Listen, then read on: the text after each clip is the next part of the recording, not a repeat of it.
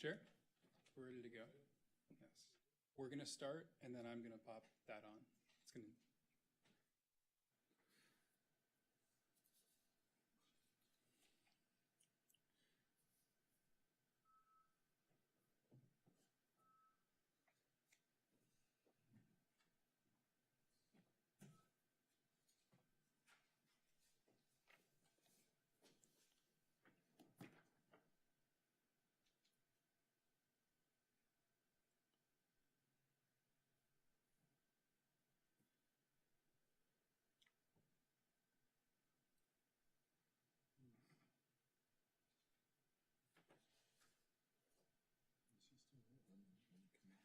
Yeah, but I don't know if she signed in today. What? I believe so. Or there might have been technical issues that were the city's fault, so Clark probably won't be here if she's sick.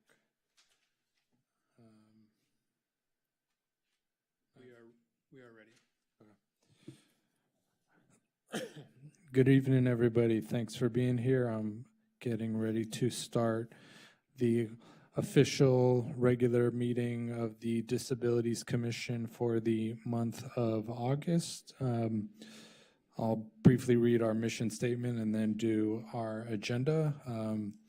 The Disabilities Commission helps improve the quality of life for people with disabilities in Santa Monica by prioritizing issues of concern and advising the City Council and city staff on those issues.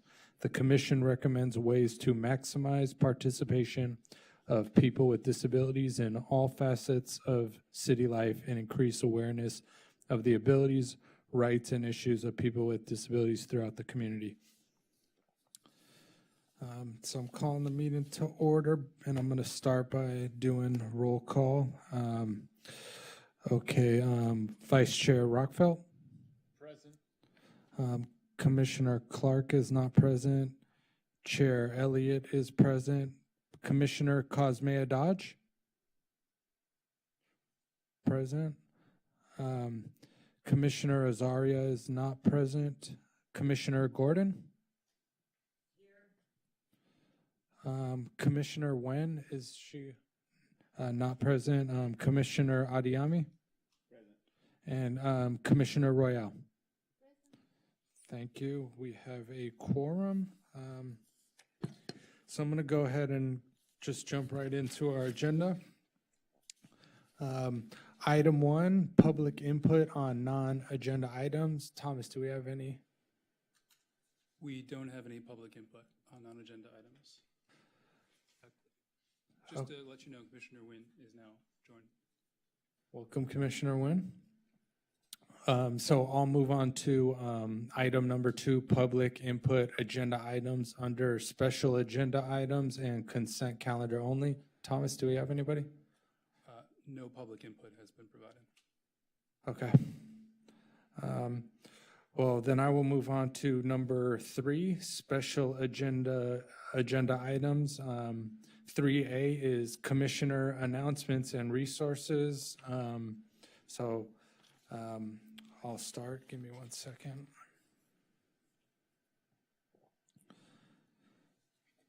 So just wanted to make this is 3AI, just some announcements, some helpful resources and information for the community. The first link is to the Santa Monica Renters Aid Program, which provides short-term financial system and housing case management services to Santa Monica renters. And people with disabilities are one of the priority populations, and there is a deadline that I wanted to make the community aware of. The first Santa Monica Renter Aid application is available now through August 20th. So if you go to this link and you fill out the application, please submit it by the 20th to be considered during this application window.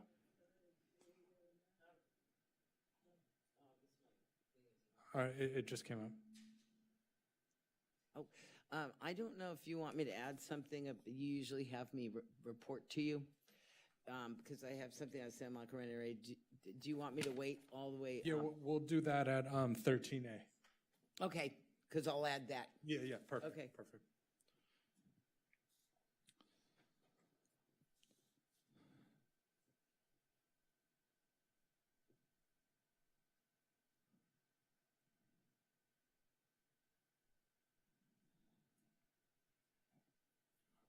We can proceed. Thank you. The next link is for the delete, request, and opt-out platform. We've shared this at a previous meeting, but there's a milestone.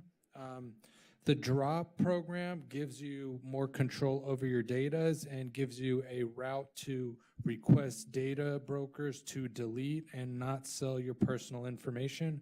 This is a California program, and they've started to process requests. So if you make it a request now, it'll be processed, and I believe within 45 days, they'll process those requests and start to delete your information. So I just wanted to circle back to that. There's a new milestone that began in August. The next resource I wanted to share is the 5th National Access and Functional Needs Symposium resource package from the Governor's Office of Emergency Services, Cal OES. Cal OES just had a multiple-day event, and after the event, they put together a package of resources to support people with disabilities during, preparing, and after disasters. So this is a big topic, and this is a great resource, how to make accessible documents. I thought this would be helpful to the community and to Santa Monica's emergency services response. So check out these resources. There's even some classes on that are free to learn how to make accessible documents, which are key in a disaster. So just wanted everyone to have those free resources. Okay, I'm going to move on to 3A2. And that is healthcare provider requirements for accessible medical diagnostic equipment. This is a great fact sheet from the ADA Pacific Center. It's a 2-pager, but basically a new compliance date, a milestone for the Americans with Disabilities Act came into place on August 9th that requires providers to have at least one accessible exam table, one accessible weight scale, and 10% of your equipment must be accessible. Some examples are exam tables, exam chairs, weight scales, x-ray equipment. This gives an overview of the new regulations that have come into compliance. This is a big update to the Americans with Disabilities Act that hopefully will make accessing healthcare more accessible. So just wanted to share that. We talked about it, but wanted to give an official resource on it. Next, I'm going to go to 3A2, Disability Rights California Summary of the Final 26-27 Budget. It's just some analysis of the official budget. We talked about it at a few of our meetings, but the asset limit went down significantly for people with disabilities, and there are other policies impacting people with disabilities. So this is one page to learn more about some things in the upcoming budget for the next fiscal year that impact people with disabilities. Next,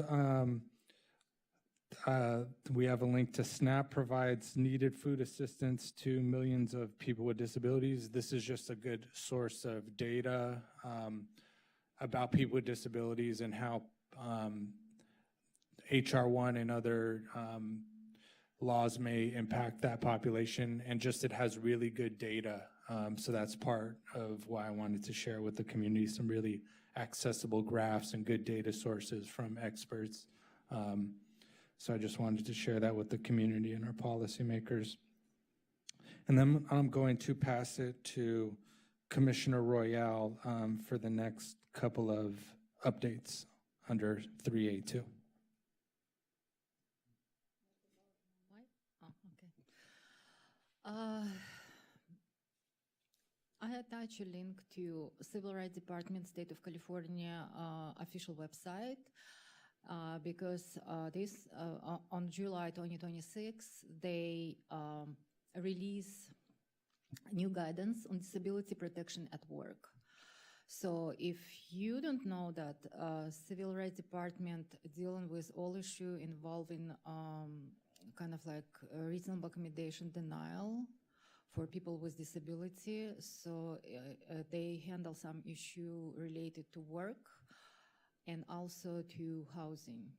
So I forgot to submit another link because on February they received another guidance, which is called Housing and Reasonable Accommodation for People with Disability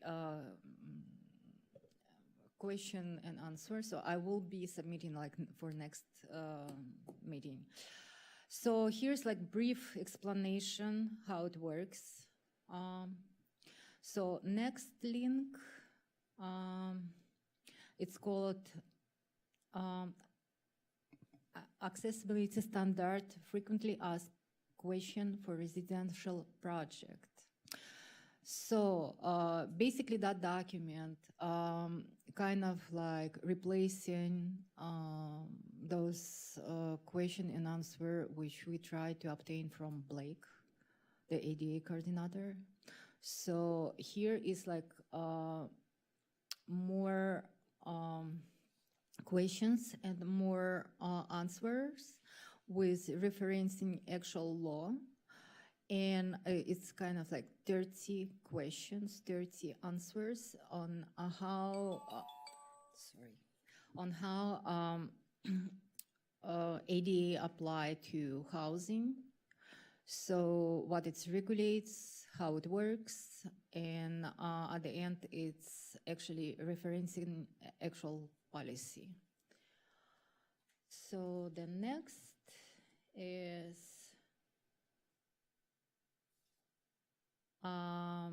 website, U.S. Equal Employment Opportunity Commission, and it says it has a list of reasonable accommodation document, guidance, questions, answer.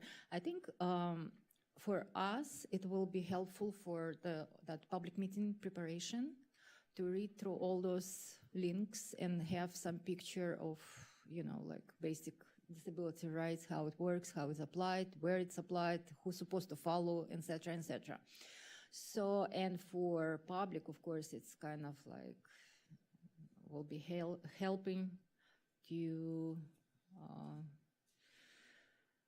navigate.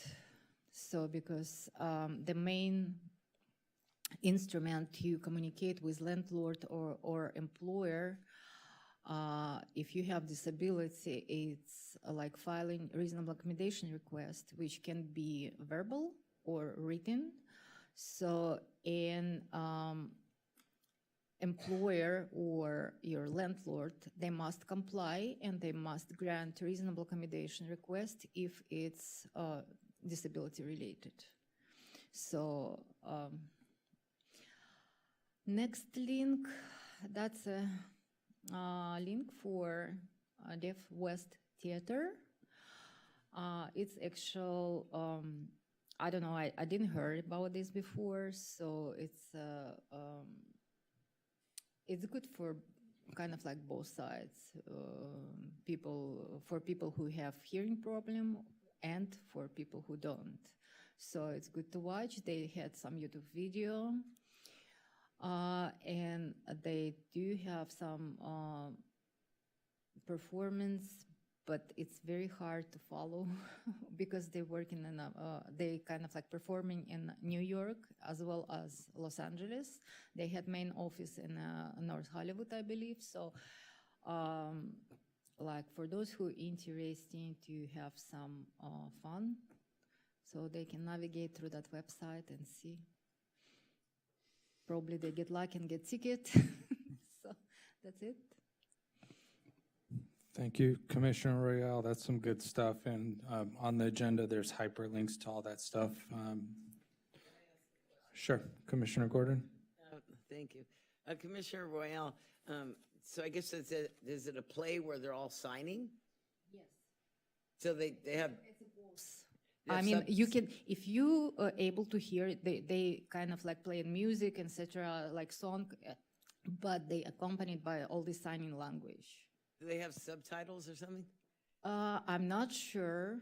So it's just like I try to find more information, but it's kind of like not really giving me too much info. You have to watch like a YouTube video. I mean, people crying when they're like watching those performance. So it's like you know, I'm personally think that like. There is lots of people with disability who had like incredible talent to do something, you know. Some can play in theater, some can like paint very great paintings. So like, I mean, they just need help, those people. So, and this information probably for somebody to have fun and attend all this performance, or probably some has some sort of talent and can apply for job there. So we don't know. So I guess people sign, but then did they have like somebody like on a mic or something that No, the people Do the who lines. performing, they actually disabled people who cannot really speak. yeah, but people who can hear how and they're signing, how do you know what the play's about? Say again? Like it's a play where they're signing, right? Right, but they had microphone, which and somebody kind So of. someone's narrating or It's a both sides. It's for both sides. So it's okay. like for people with hearing problem and for like regular people who don't have problem. So.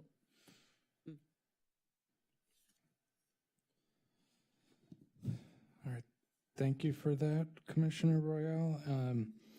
And I'm going to go to 3A3, digital accessibility update. So I have a link also from Pacific ADA Center, who are the experts for California on technical assistance for the Americans with Disabilities Act and other disability regulations. They just put out a great webinar on effective communication. That's a key tenet, a key part of the Americans with Disabilities Act that comes up over and over, like making sure documents are accessible and people have the appropriate auxiliary aids and services to participate, and that they can communicate and be communicated with. It just comes up over and over in our city. So I just wanted to share just a great free resource. They give examples of different types of auxiliary aids for different types of disabilities for the blind community, deaf, hard of hearing, examples, people with communication disabilities like alternative augmented communication devices. It's just great information, completely free in one place. Just want the community to have that because I often get asked about this and I usually reference something like this. So now you guys have it. Okay, and thanks everyone for sharing resources this month. I think there's some really good stuff here. So I'm going to keep it moving to 3B, acknowledgement of chair and vice chair who are terming out. All right. I don't know if there's a presenter, but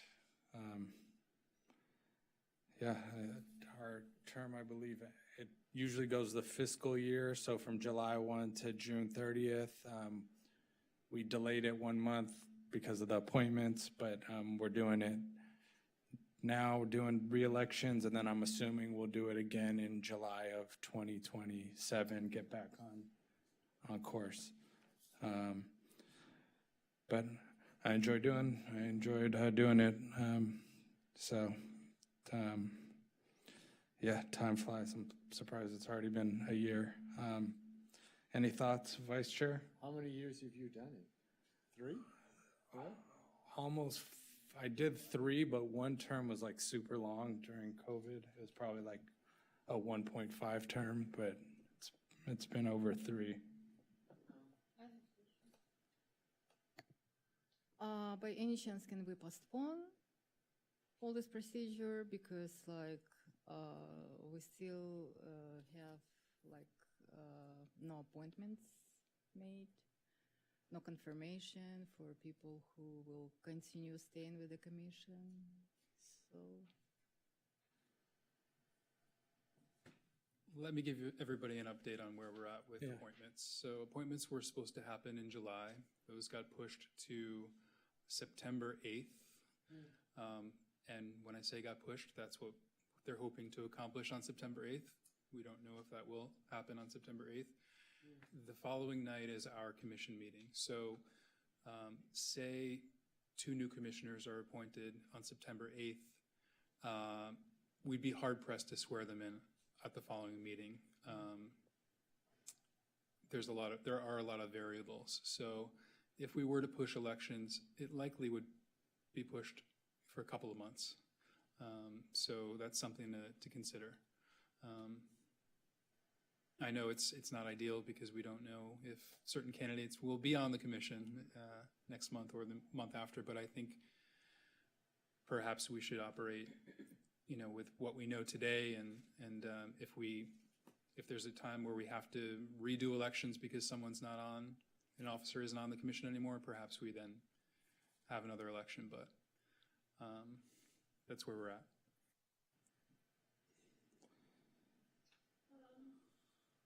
I'm not hearing anything. I mean, that they didn't fix it, they haven't fixed it. No, I don't, he took the thing out, it's not working, whatever they wanted to work, it's not working. The tablet?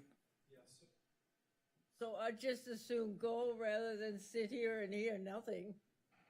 So a quick update on that. The closed captioning regular system is not working tonight. It stopped working last night. The fix was to have a tablet here, but with the live feed, apparently there are no closed captioning options on the live YouTube feed right now. So we tried the tablet. That didn't help, so we're at a loss for closed captioning tonight.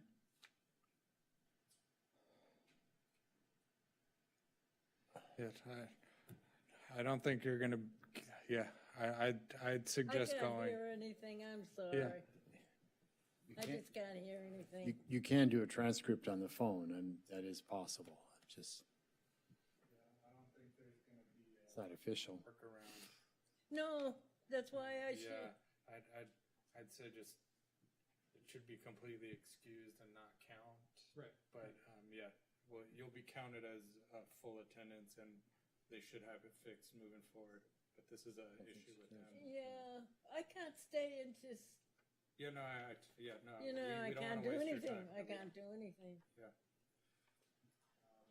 Yeah, Sorry about that. well, it's too bad. Oh, is there any place, I want to be able to pass these out.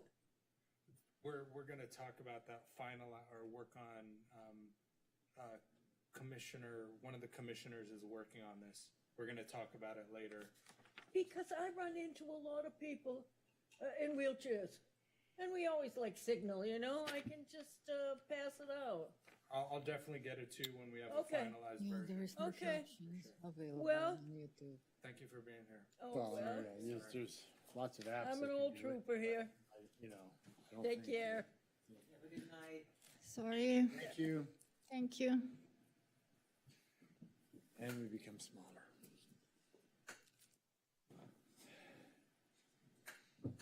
I will say, as far as the last year, that you've done a tremendous job of getting people here, Commissioner Elliott, and getting things rolling, which has been very difficult to do from 2021, fighting for it. So you've done an amazing job. For me, it's just happened to be one of the busiest periods of my life where I'm been overwhelmed, so I haven't put the time in that I would like to. I do know that. So, but thank you for that, and hopefully you don't go anywhere. Commissioner Gordon? Yeah, I want to say the same thing. I just really value and appreciate all the hard work you go to. I couldn't put all this together. I just couldn't. And it's, you're working full-time and you commit yourself to the county, and you have to come here and I just really appreciate you doing that. It means an awful lot. And also Vice Chair Rakefeld, too. I guess it's too bad it could be like with FDR. We can't just, you could be a third term. Maybe we can make it. But then again, that's selfish and asking a lot of you, because you put a lot of work into this. I just really, I don't know what we'd do without you. Thank you so very much. I really appreciate it. So the rule is that you can technically stay if nobody raises their hand to go for chair. That's what we did last year. Yeah. And does that rule still apply, just so we know what we're talking about? It still applies, but it puts the chair in a hard spot, right? It backs the chair into a corner. So the rule is you serve a year term, and you can rotate, though if nobody steps up to nominate anyone other than the current chair, then the chair may continue serving. But the chair has to agree to that. So without backing you into a corner, Yeah. where is your interest level? And you have to be fully transparent about that. I'll respond, but first I want to get Commissioner Adeyemi. I would say you've been doing a good job. I mean, tremendous. It's a tough job, but somebody has to do it, right? I've heard that phrase. And yes, I appreciate it. But you're doing a good job. I mean, I have read some of the write-ups that you did. It's nothing but short of amazing. Thank you. It's hard to say no, but at the same time, I mean, realistically, my term is going to end June 10th, and my concern is we need more people the first time is a learning curve. Like, I did it, the first time was rough, so we need to build a pipeline of leaders. So what my concern is, if I monopolize this position, I'm not building a pipeline of chairs and vice chairs to continue past June 10th, like the people before me that mentored me. And so that would be not a good job of leading, of just not creating the space for someone else to lead. That being said, if there's no other options, it's hard we'll cross that bridge. But I'd highly, if it's everyone has imposter syndrome, everyone doesn't get it the first time. So if you're on the fence, I'd jump off the deep end. You'll figure it out. You'll figure it out. Everyone has, you'll figure it out. I'm very confident in anyone on this dais who was willing and able to do it would do a great job, and there would be a learning curve, and you'd have us all here supporting you. I would definitely be willing to support you, which when I jumped on, I was emailing people and talking to people on how to craft stuff. So if it's self-doubt in any way, I'd say just do it and you'll figure it out. But yeah, that's kind of my thoughts on it. Commissioner Gordon? I was just wondering, would you consider being a vice chair and be like a coach? I'm flexible, but at the same time, I'd also love for us to have someone past June 10th who has experience as a chair and a vice chair, just to build that leadership capacity. And I'm going to be here to support no matter what the outcome is. But my concern is we need to build people with experience, because I hope we don't go anywhere for a long, long time, and we need not just me with experience in the seat. So sort of to be clear, I don't see myself being able to commit the time within the next 6-8 months. I still have a huge backlog that I'm trying to solve in my own professional life and everything. So it's not something that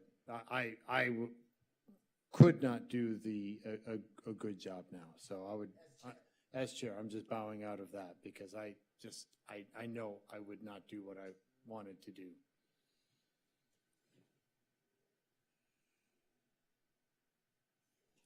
Commissioner Ariemi? I think now we realize how tough leadership is, right? Everybody likes to be students forever, just keep on learning forever. But at some point, you have to be the professor. I don't know when that is, But I'm timing out next year, right? This is my fourth. This is my second term timing out. So I don't, I enjoy having the flow, just the keep rolling the way it's rolling, and it's all good. But like you said, at some point, somebody has to pick up the mantle, right? So. And Commissioner Gordon? Now, are the elections supposed to be now? Yeah. Oh, because I thought you said you're out in June of next year. Yes. So we have to do it now. Yeah, we need to nominate and do elections for a vice chair and a chair to serve from now until June 30th, 2026. Or 2027, sorry. I'm terribly sorry. I guess I'm just not getting it. I thought you were going to be the chair for another year. Yeah, my term just ended, so. Oh, I'm sorry. And the. 1-year term. Yeah, they're 1-year Okay. terms, and then there's, I believe, a 2-term max in that, Right, unless somebody does, like yes. Thomas said. So I just completed my 1-year term, and I've completed 3 terms. Right, the COVID thing. Yeah. And, well, the problem is we have several commissioners that aren't here. We can't, I don't know, we can't conduct an election. I mean, You only need 4 or 5? 5. Oh, yeah. Commissioner Royale? I'm just like to share that I'm not feel comfortable when like lots of commissioners not here missing, so I'm not feel comfortable to vote today and elect somebody. I think like everybody kind of like have to show up and share opinion, and kind of like we know already position of Commissioner Elliott and vice chair. So, and like we just have to think a little bit about it. That's what I kind of like feel. I don't know. Oh. Commissioner Gordon? What I'd like to do is I'd like to move it to next month. And I would like to, and I just have to quite frankly say, I guess Commissioner Nguyen is now here, but there have been a lot of, it seems as though unexcused absences from, the commissioner to my right, and, just as far as attendance goes, because I think this is important to be in full attendance, if not physical attendance at the very least, by, I don't know if it's Zoom or what's going on. And then in all fairness to Commissioner Deodage, because the technical problems, she had to leave. So it's not really fair to her. I mean, you want her to be able to hear everything or be able to read everything and say, hey, this is what I feel like doing. So I don't want her to feel left out. So I'd like to move, if I could get a second, that we could table this to September and then urge people to attend. And then that way. Sorry. Commissioner Royale? I just like to reply to Commissioner Gordon. A person with disability allowed to have reasonable accommodation, including participating online. So that's what happened with that commissioner, so with Nicole. So she was granted that reasonable accommodation and allowed to participate online, actually. Yeah, no, that's fine. That's fine as long as they're participating.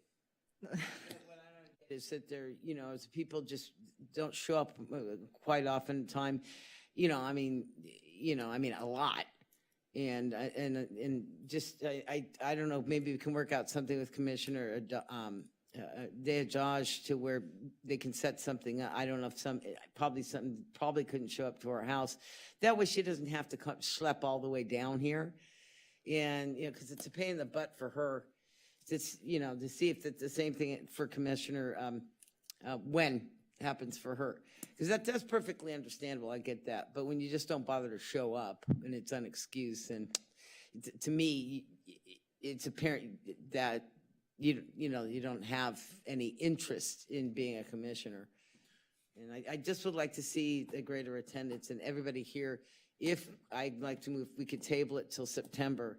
And then that way we could get all the bugs straightened out.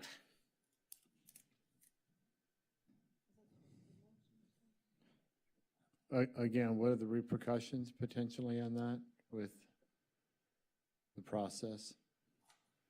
The repercussions are that we have the same folks here tonight, or here in September that we have tonight, the same group, and others can be out or missing the meeting, and then we'll be forced to have the discussion. But come next month, this should be fixed with Commissioner Kuzmeadaj, and perhaps it will give folks here an opportunity to think about whether or not they really can commit time to. And Commissioner, I fully agree. I mean, she basically couldn't be here and left, and that would be, I think, wholly unfair to do elections in this situation. That's just not, that doesn't sit well with me.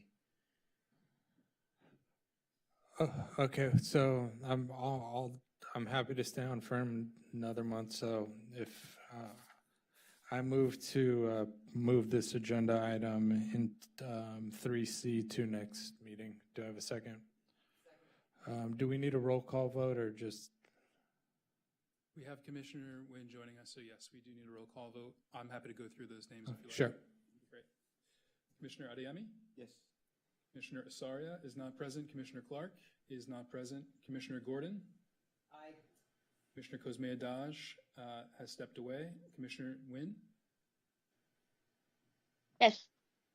Thank you. Commissioner Royale? Aye. Vice Chair Rackfeld? Aye. Chair Elliott? Aye. All right, so we'll just revisit it. And then next month, hopefully, we'll have a full house. The equipment will all be on point, and we'll have better clarity on appointments, and we can make an informed decision. Okay, I'm going to keep the agenda moving to item 5A. If you haven't had a chance, take a peek at the July meeting minutes, and once you've had time to look at them, I'd appreciate a approval.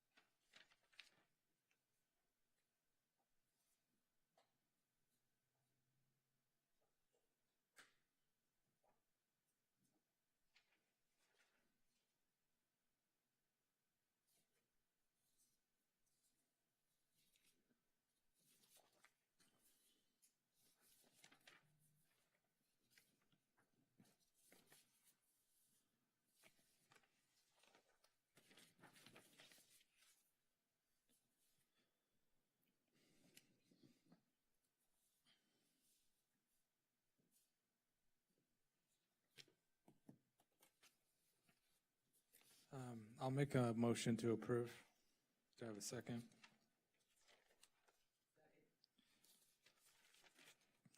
All in favor, aye? Aye. Or Thomas, is that sufficient? Do we need a, It works for this vote. Whenever a commissioner is joining remotely, we have to do a roll call vote for every vote. okay, So, sorry. That's okay. I'll run through it really fast, just so we're getting used to. No, we want to follow protocol. Commissioner Adeyemi? Yes. Commissioner Asaria is not present. Commissioner Clark is not present. Commissioner Gordon? Aye. Commissioner Cosme Adaj has stepped away. Commissioner Nguyen?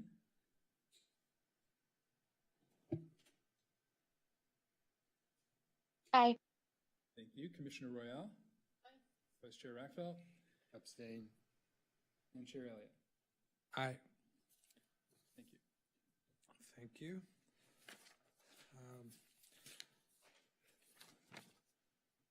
Okay, I'm going to move to item 6, public input on remaining agenda items. Thomas? We've received none. Thank you. I'm moving to item 9A, staff administrative items, review and approval of updated Disabilities Commission bylaws. Maybe Thomas, you want to give a quick synopsis? The big thing is 9 members, quorum 5, starting July 1, 7 members, quorum is 4, and this really goes over the attendance policies and other things, but I'll pass it to you, Thomas. Yes, we were just talking about this topic. Really, the big takeaway is attendance. And this is across the city's boards and commissions, and I'll just read 2 lines. A member shall automatically vacate their position upon accumulating 2 unexcused absences from regular meetings during a fiscal year. So that is July to June. And then a member who incurs more than 2 excused absences from regular meetings within a fiscal year shall receive a warning from the chair. And unexcused basically means a no-show. Excused means prior notice before 6:30 p.m.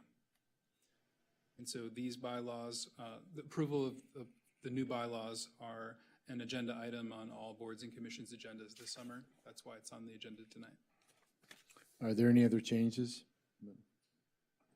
No, the only other changes are the number of seats. So it's And just then- the attendance. And you had mentioned again, so it's 9, and then next July, it drops to 7. That's right.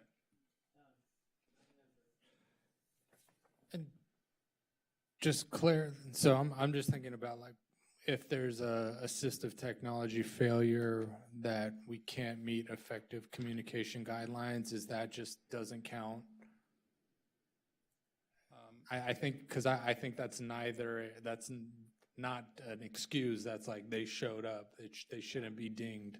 Yeah, so separately, we had that issue happen last month with the commissioner joining remotely. It didn't count against their absences. That was just a technical issue that is totally on our side. Okay. It wouldn't count, no. I would probably add that if you know in advance and they didn't come in, that would still be, right? If it's not available and they don't come in, that shouldn't count. If the burden is entirely on the city not being able to create an environment where someone can participate, I think that should not count against either their excused bucket. So I just want to say that. And we could go on and on about all the hypotheticals of that happening, but there may be a failure during a meeting, right before, at all. But I just want to make sure they're not penalized for that. I'm not going to interpret these laws, but I believe the reason these are on are to prevent no-shows. And, Yeah. and communication about not being able to make a meeting. That's what it's really about. Yeah. But Thomas, you're saying no more than 2 unexcused absences within 1 fiscal year, and then no more than 2 excused For a warning. for a warning. Right. So no-shows mean two no-shows means that it, well, yes, but I'm describing what that means. So 2 unexcused absences, meaning a no-show, means that you would vacate your position as a commissioner. That would then go to city council where they'd make an appointment for that seat. So it's kind of like you're fired.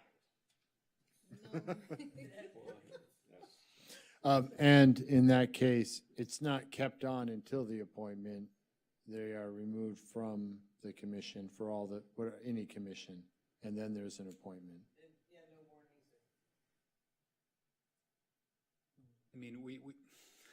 I mean, I don't want to interpret the rules. I'm not certain.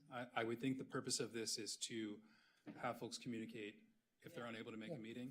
But the goal is to have our meetings go off, right? So if it's an issue, if it creates an additional issue with quorum for months before an appointment, a new appointment is made, then perhaps there's some leeway. But I believe the intention was to have it cut and dry. Yeah. Thank you. Commissioner Adiemi? Yes. Does this include a situation beyond one's control, the individual concern, whether he has a situation beyond his control or her control, that he or she cannot be here, and such? Yeah, I don't want to put our staff liaison on the spot to interpreting, but I think the purpose is just to improve communications, let us know in advance, and if these things happen like tonight, we will advocate hard that they don't count negatively, is my read of it. But, yeah, because that I think is a particular potential issue for our commission is we're vulnerable to not being able to participate if certain things don't work properly. And I don't want us to be penalized, but I don't think that's the spirit of this. But if it comes up, we will advocate hard that they're not penalized.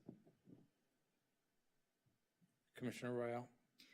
My understanding that those emergency situations will be counted towards like excuse absence. So most likely. Yes. Not, yeah, but there is a definition you're citing, but I think there's things that will fall out of that, and we will advocate that. Yeah, it's. I mean, it still will be counted as an excuse absence. If that will be like more than 2, you can basically petition that like be excused because it was a kind of like unpredictable situation. It doesn't mean you will be immediately terminated if you kind of like had those enormous amount of absence. If that situation did come up, I think we'd be in a, I don't think that would be the difference in someone not being a commissioner anymore due to the attendance policy if there was some failure outside of their control that prevented them from participating and put them over the threshold of excused absences. I think I'm hoping we'd be able to work with our liaison and appropriate city staff to prevent that from happening. Commissioner Gordon? Yeah, I just got to say there's, as far as I understand emergencies, I recognize that. But there are certain commissioners that we've seen that just really don't show an interest in being a commissioner. Even like for ad hoc or doing things that have had multiple absences and unexcused ones too. So I think that really usurps the possibility, especially since we're going from 9 members to 7 members. And especially since you and I, Chair Elliott, had to go to city council, and I want to thank you because you had to let them have it because, the Disability Commission has always been a standalone commission. They wanted to completely just get us out of the way. And I just think if people are consistently absent and also really don't step, up to the plate with doing ad hoc or special things outside of the meeting, that they've quite frankly shown that, they just don't have an interest in being on the commission. And we're not just talking about 1 or 2 or every once in a while or family issues. We're talking about several absences. More often, not being here, more often than being here. Commissioner Rockfeld? Yeah, well, I think the new regulation, new rules will self-correct that, I think, in general. Thomas, just to remind me again, there are 7 people currently appointed, is that correct? 2, Commissioner Clark and I, who are hanging on for the time being until potentially reappointed, is that correct? So officially, there are 9 commissioners. The 2, yourself and Commissioner Clark, are holding over their terms, so their term's a little longer, but there are 9, there are 7, there are 9 commissioners. 7 have terms beyond July. Yourself and Commissioner Clark are overextending your terms until new appointments are made. And then looking towards next year, there are 2? Cosme Dodge and my terms end. Mine too. Second? Yeah. So, I think, I think another year. 27. 27 next year. and that'll be your second 4-year-ish term? Exactly. So that'd be 3 of you going? He's gonna I check think- on that. yeah, we can clarify that, but my understanding is, June 30th of 2027, Cosme Dodge and my term end. Then we have 7 seats, and those will go at least to June 30th of 2028 before there's another completed term. And then, Thomas, the assumption is that if Commissioner Clark and I are reappointed, that is for a year or multiple years?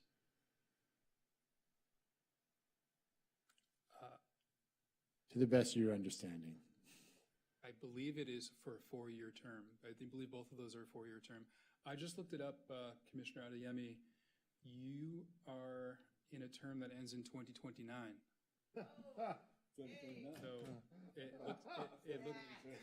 So it looks like 2025 to 2029. So time flies when you're having fun. Yes, indeed. All right, so 2, all right.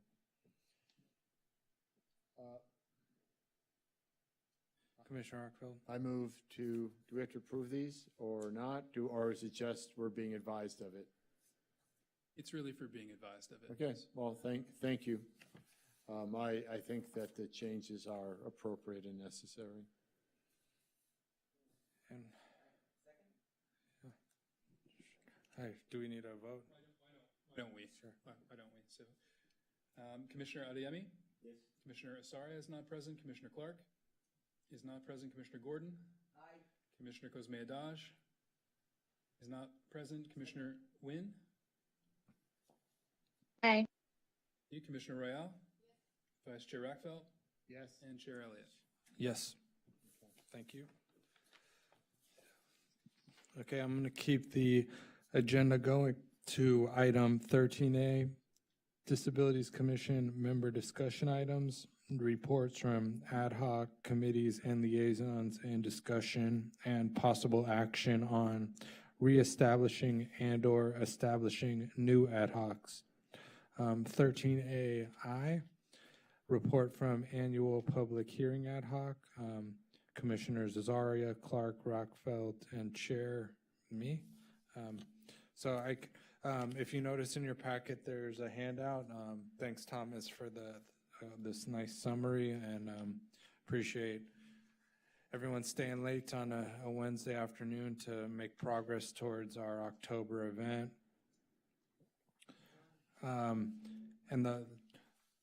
It goes over some of the high decision points and things we discussed last meeting. A big one is the MODE program extended hours. So if anyone from the community who is in the MODE program, they'll be able to come to that meeting on October 14th and still get the reduced rate, which I believe is $2 for a shared ride, which is great. Also, there's going to be some advertising on Big Blue Bus on their digital displays and social media channels. So we're trying to get the word out. If I may. Go ahead. So regarding publicizing this event, there'll also be several ads in the Santa Monica Daily Press that we'll be posting as we get closer to the meeting. And then one reminder for MODE program. So for folks who are interested in applying to the MODE program, sometimes that takes several weeks to apply and then to get through. The Big Blue Bus website's a good resource. It has all of the information for the MODE program. And on their website, it says that it can take up to 4 weeks to establish an account. So I think folks who might be interested in using a MODE program, it's great. It's very cost effective. Apply early. We'd love to have folks attend in person on October 14th. And to utilize the program, it might not work if you tried to apply a few days beforehand. Thank you for that, and I'll make sure to put that in our resources again for next month for last minute. Commissioner Rockfeld? So this was an idea of potential presenters or topics. Is that how I view what is here? Like we have the Office of Emergency Management. Have we given much thought to having the Parks and Rec person comes back? I know it actually came up in the council meeting, and he's talking about the beach. That might be something that could potentially get some interest from the community, since that is such a valued place for Santa Monica. I don't know. I'm not really sure. I wasn't here last month, so forgive me if I'm speaking out of turn on this. No, I'd love to extend, I think we. Tony, right? So I believe you're referring to Tony Lopez. Yeah. He was here a few meetings ago. He's doing a report on the beaches and on the pier updates. So I think that's a great idea to invite Tony. Yeah, and then he'll be able to talk about the park, the great park. Let's hopefully a great park, and the beach.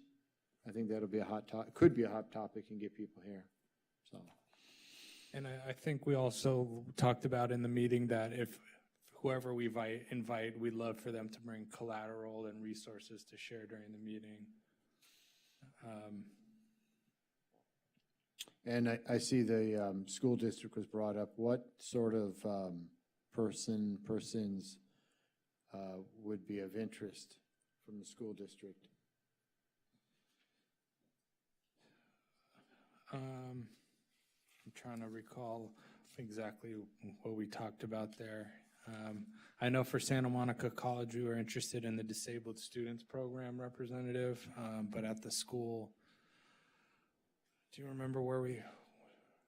We didn't exactly establish who from the school district we want to reach out to. We just established that was one way to broadcast this event. So Well, broadcast or have here, I wasn't, so. Promoted. This is primarily to get it, okay, fair enough. But that does beg the question is, I think also we were talked a little bit about process. So like having to support getting the word out, having like a standard request that we could send to multiple city departments to request them to attend, encourage them to bring collateral and resources, and provide an executive summary about what they're working on, how it affects people with disabilities. We kind of talked a little bit about process. We want to get feedback in as no wrong door to feedback, so we want people to be able to attend here. We want a virtual option, an option to give feedback in advance. So we were talking about developing a survey form, like a Microsoft form in advance. So just that was kind of our broad is no wrong door to get feedback, cast a wide net. And we're open to ideas for specific people, but we wanted to establish, okay, Right. we have to do 20 invites, so how do we get those 20 out? Let's think of a process. Right, I think the school district will be fine. I mean, there are just a few choke points, and we should be able to reach everybody.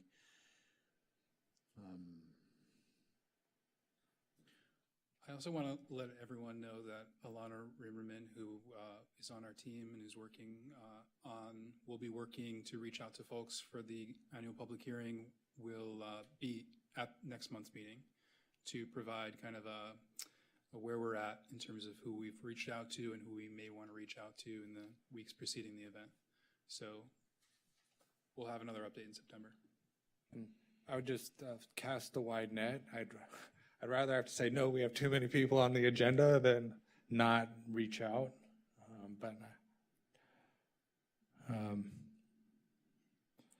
We have Commissioner Royale, then Commissioner Gordon. Yes,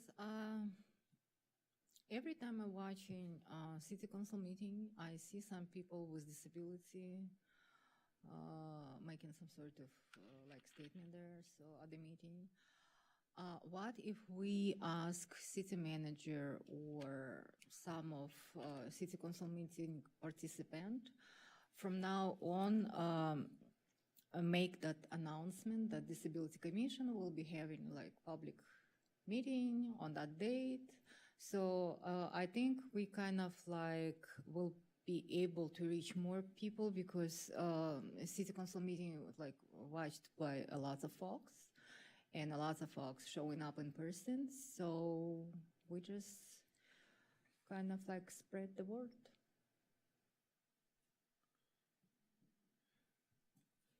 What would you say? Yeah, no. Commissioner Gordon? Yeah, I just wanted to be clear on this. These are the new bylaws of ours? Yes. Yeah, okay, because I remember when I first got on the commission, I remembered that's when we met across the street.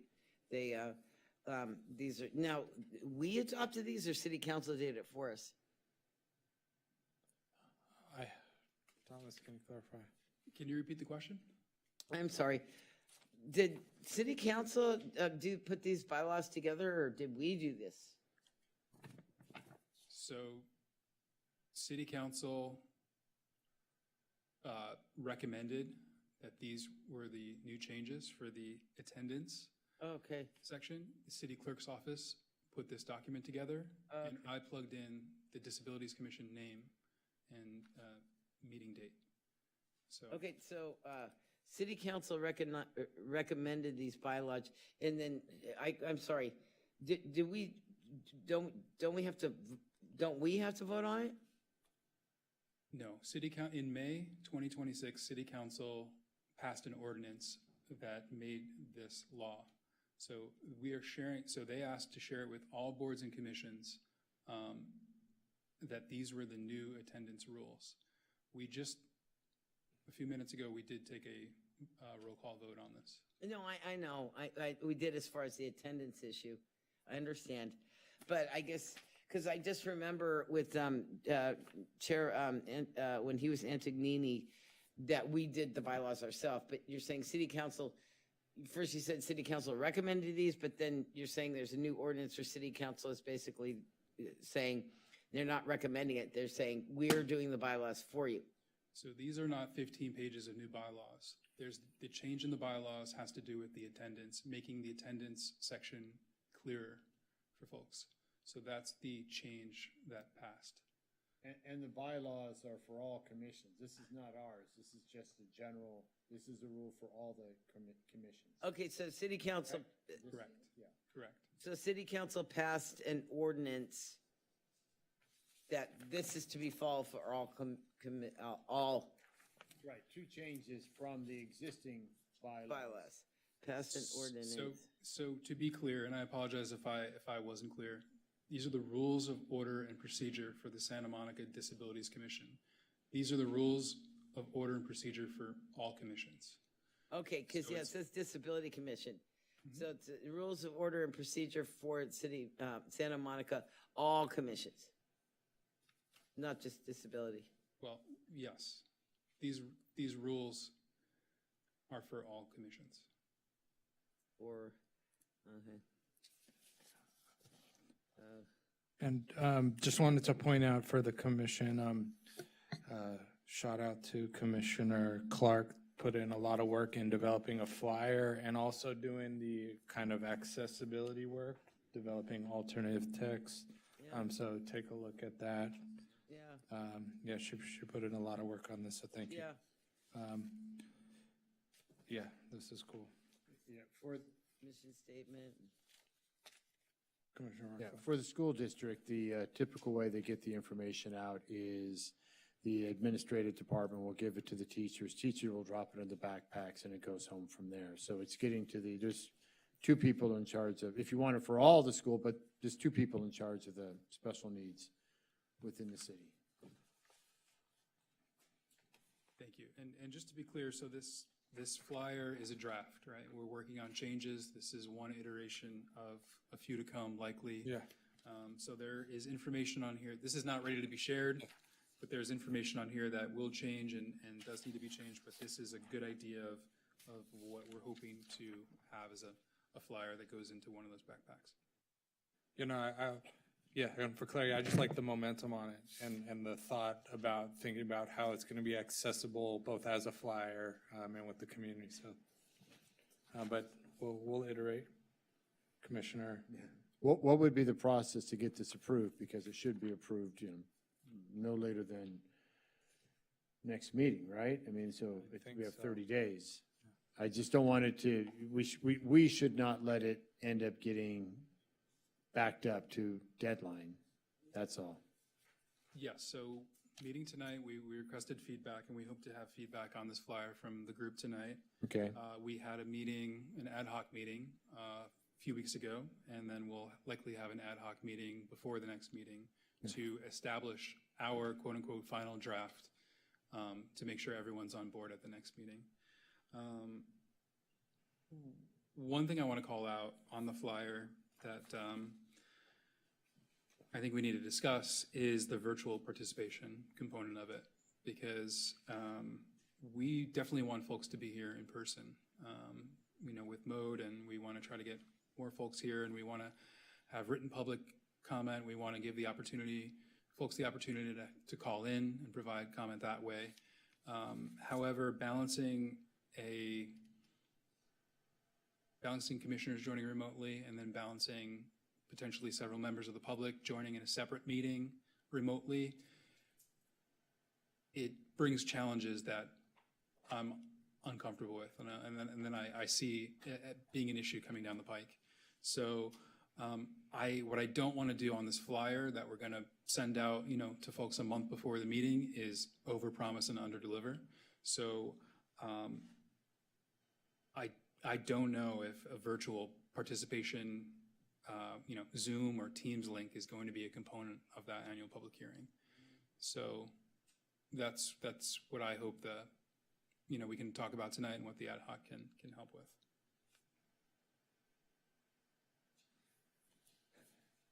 Yeah, to do that does require resources, and I hope we can figure it out. But we'll talk about it during our ad hoc. Yeah, we'll figure it out. Commissioner Royale. I mean, it's like crazy idea, but is there any way we can split that meeting into two parts? One will be here, and the second one is just like a virtual meeting, no? Online, fully online.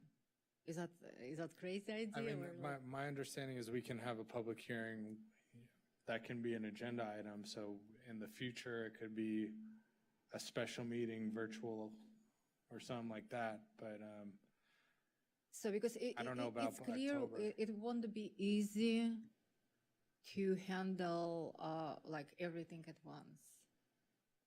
So on a technical matter, right? So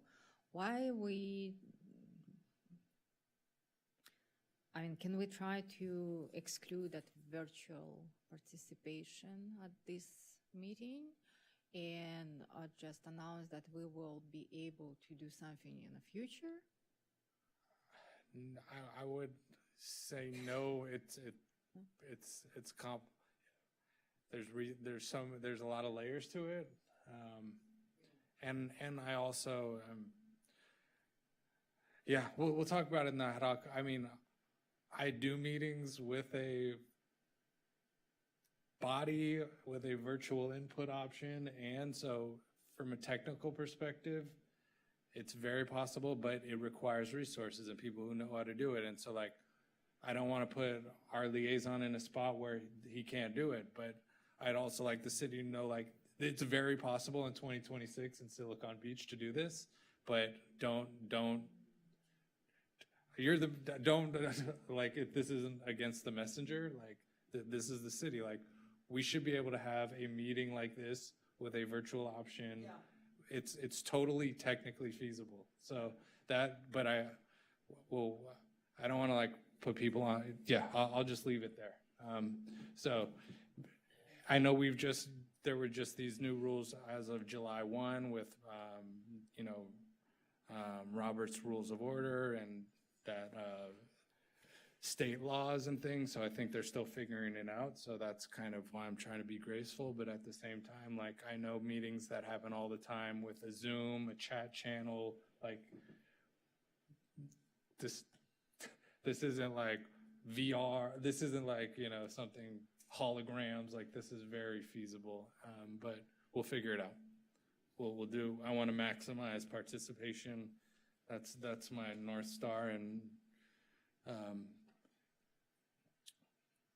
yeah, hope we'll figure it out during the ad hoc.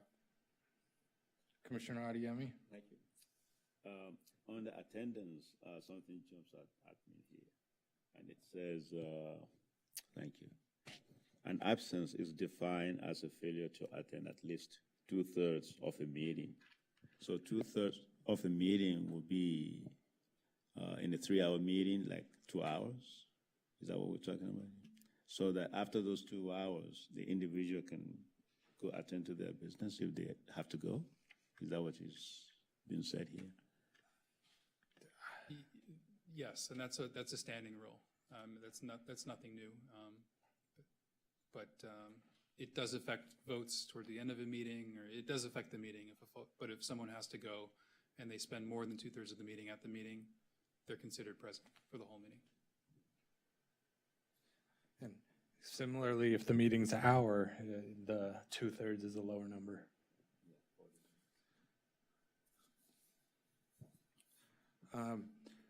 So I want to keep it moving, but just want to, so our action items is I'll work with Thomas. We'll get another ad hoc on the books for all the members in the ad hoc. So all the commissioners on the ad hoc expect, or maybe we can touch base right after this meeting to try and get aligned on a date and a time. And we'll discuss this further.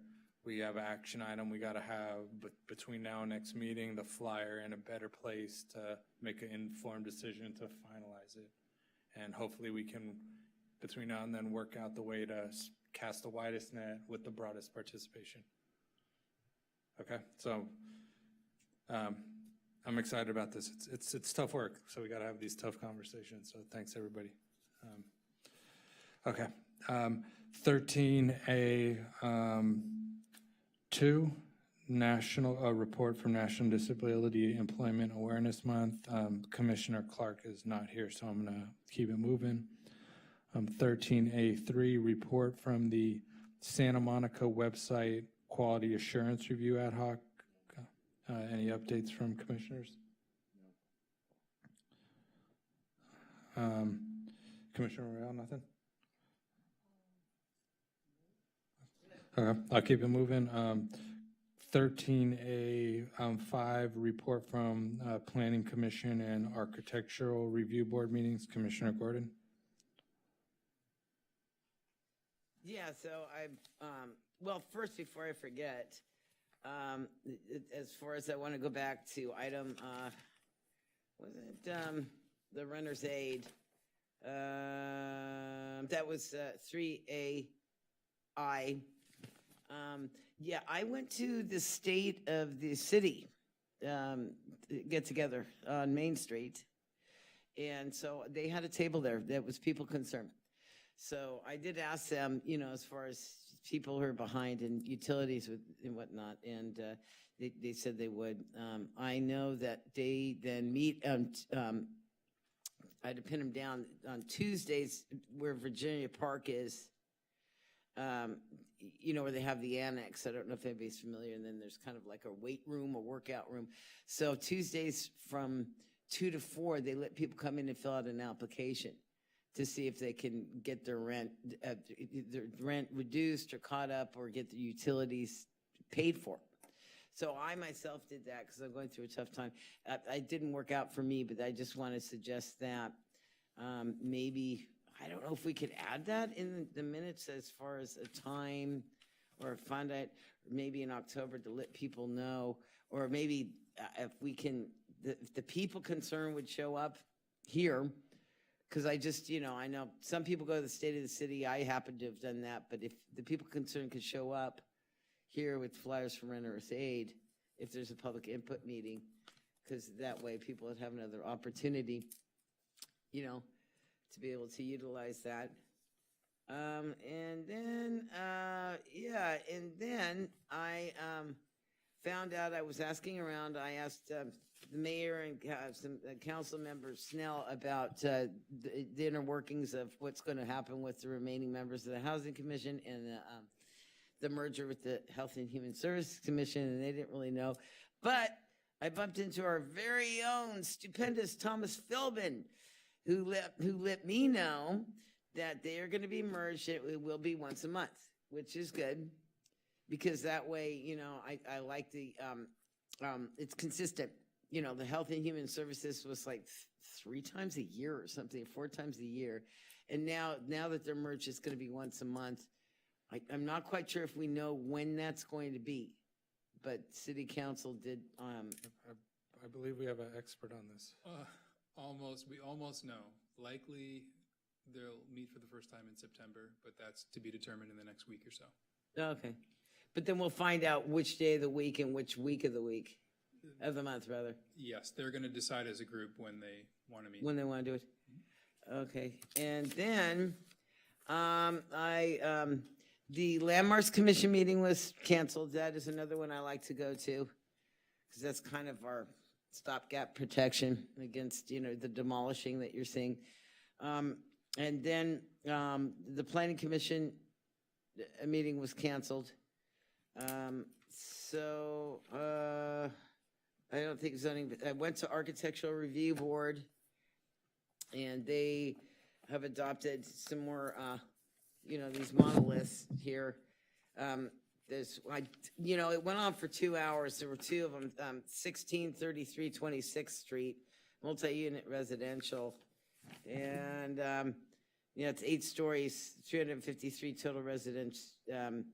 They said 36 affordables with 3 levels of above grade parking. Was that?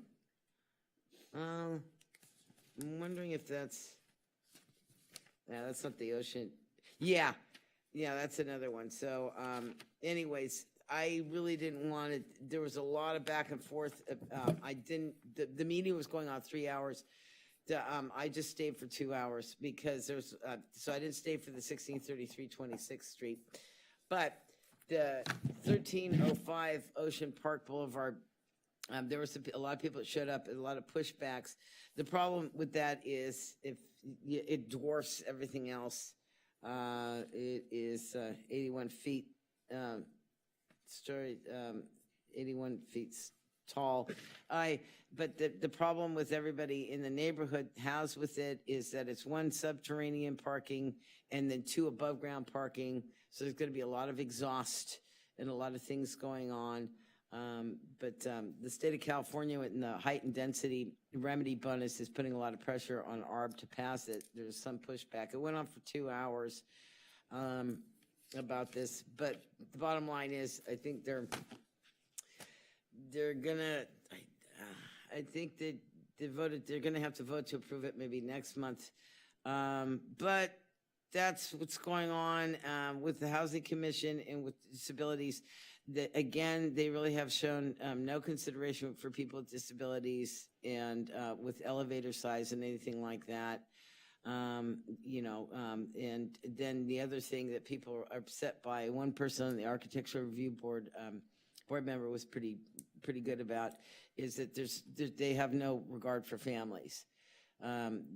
kids or anything, that there's, in the plans, there's nothing like swings or anything on a floor.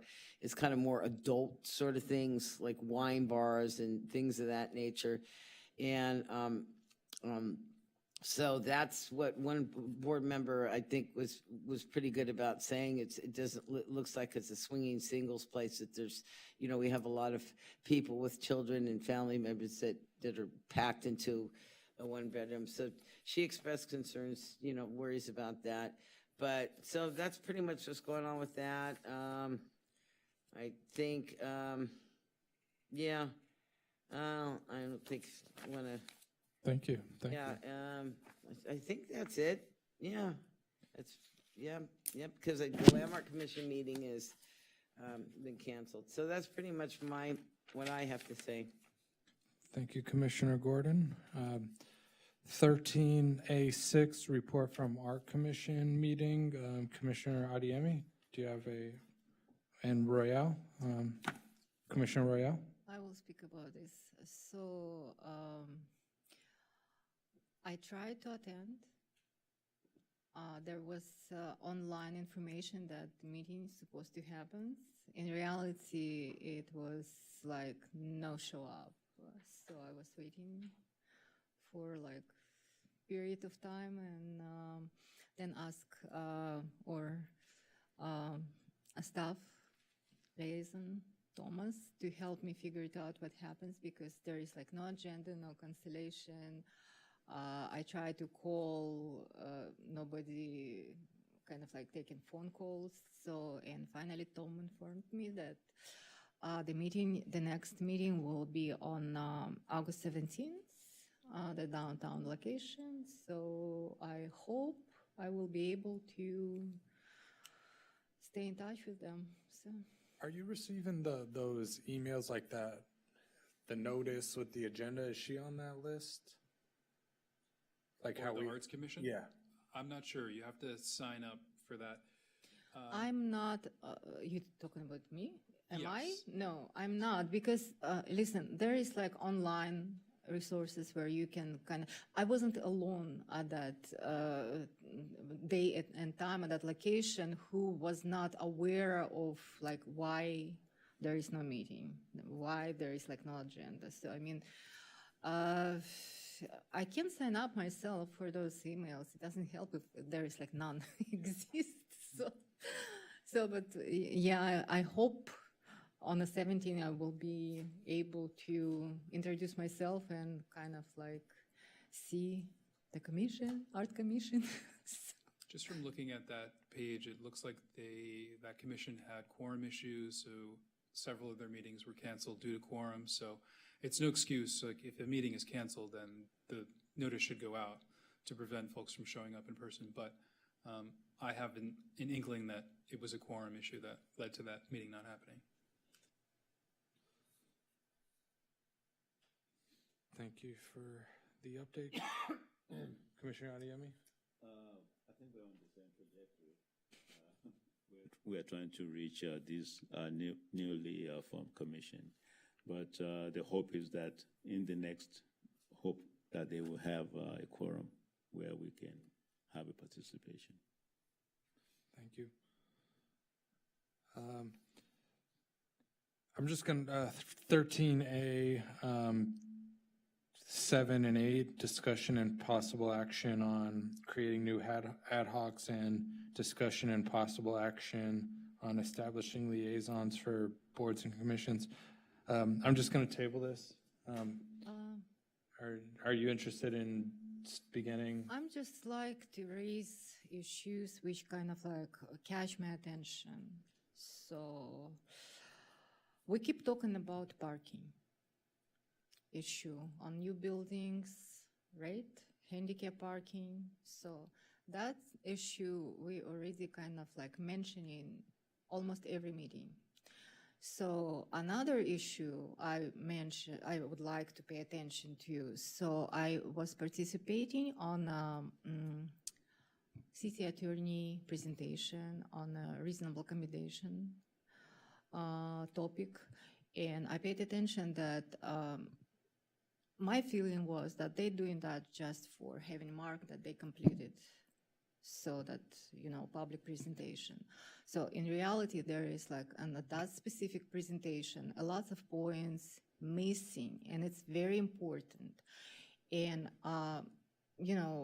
kind of like right now I have a picture that like, city and city staff is a little bit behind on all those new guidance, regulation, changes, and that cause some sort of like not really good treatment for people with disability, because people might read some policy, they know the changes, they applying with city agency, like for example, housing authority, requiring like some sort of like live-in aid help, and because somebody was not trained at that time at a housing authority agency, so they might deny. So, and that then like we have attorney involved, we have legal aid involved, we have like nightmare situation for the people for disability because they're trying to solve that issue. So what is the solution? I like to kind of like create some sort of letter or document and ask city council, because we kind of like advising them, right? Ask city council to pay attention and kind of like amend those training with updated policy, include certain point. So pay attention on the parking, because like I understand city kind of like approving those projects with very limited space for the parking. So, and it kind of like lifting that responsibility from city to landlord. But if landlord has no knowledge how to operate that, how to distribute those parking, I guarantee they will leave those people with disability behind like they mostly doing right now. And right now it happens only because they not really like understand those hierarchy of law, how it works, how it's supposed to be applied, I don't know. So we just have to step in. That's my opinion, I mean, if you want. I do agree that parking has been a recurring issue. That would be an ad hoc if folks are willing and able to do I it. already have like bunch of documents I prepared. So like if you guys will be not agree to kind of like form ad hoc committee or like participate in that issue, I will go by myself, because I see a lot of issue going on with that parking, with like reasonable accommodation. I mean, it's just like not right. So it's like up to you. No, I agree. It is issue, but how we address it, if that maybe come back and establish it. Well, the city council had power to amend municipal code. City attorney have the same power. City attorney can amend their presentation, including like lots of small issue, which like, it's like, I don't know, it's well known, it's mandatory, it's already discussed in a lots of like other federal, state level guidance, etc., etc. Why it's not in there, I have no idea. Why city operates on an old fashion, I have no idea. So it's like, at least we have to kind of like try to change it. I think, an ad hoc with a potential deliverable of giving specific recommendations with links to the statute law that supports why you're making this recommendation. They do appreciate that, and they live and they listen. But just also, there's a big election in November, and there's a lot of things, like when you mention like federal laws, there's a lot of things changing, or it's okay. It's very weird right now. It's okay. So if, for example, there will be like different team, if in case that the same team won't be re-elected, so then petition to next one. Like just doing something, just try to bring changes. Because if we just will be like discussing only kind of like stop at the discussion level and we will not go any further up, so the situation will be the same. So, and right now, I mean, it's just like, for example, Civil Rights Department issue new guidance in the beginning of a year. The city not even include that guidance on their presentation. So, I mean, they should be kind of like monitoring all of this. Housing and urban development together with DOJ, issuing some sort of explanation, guidance as well. It's nowhere to be found. So, and we're talking about building more affordable housing. How it's gonna be regulated if there is like no, the city not complying with those laws? In some part, I'm not saying like. Yeah, I mean, I hear your passion about this issue, but again, there's so many layers to the combination of federal, state, and local laws that are so in flux right now that it's maybe that is why they're having trouble putting out some officially, because things are, every agency you just mentioned, like Department of Justice, HUD, like there's things changing right now that are very unclear. Some that could be part of it, but I don't want to read their minds. But you're totally welcome to create an ad hoc and take the initiative. And I like the idea of citing the specific laws. The resources you shared earlier this meeting were great, and giving specific recommendations, citing why you came to these recommendations, and as an ad hoc on behalf of commission, like that can definitely happen. You just have to do it. It's up to you. I mean,